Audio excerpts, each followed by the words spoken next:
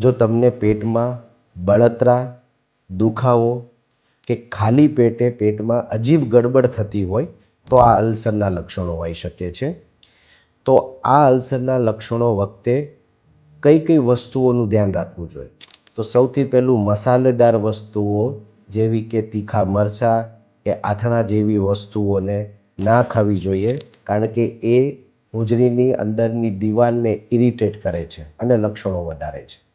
સાથે સાથે ભૂખ્યા પેટે ચા, કોફી કે કોલ્ડ ડ્રિંક્સ જેવી વસ્તુઓ, આલ્કોહોલ અને સ્મોકિંગ આ પણ ના કરવું જોઈએ, કારણ કે આ અલ્સરને સારા થવાની જે પ્રોસેસ છે એને ધીમી પાડી દે છે.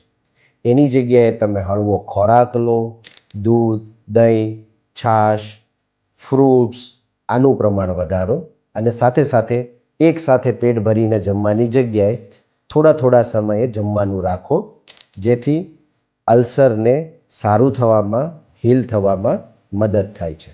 માટે તમારી ખોરાકની આ આદત સુધારવી એ દવા જેટલી જ જરૂરી છે. એક વસ્તુ યાદ રાખો, ખાવા પીવાની સાચી આદત જ તમારા પેટને સારું રાખી શકે છે. આવી જ હેલ્થ રિલેટેડ ઇન્ફોર્મેશન માટે અમારા પેજને લાઈક કરો અને શેર કરો.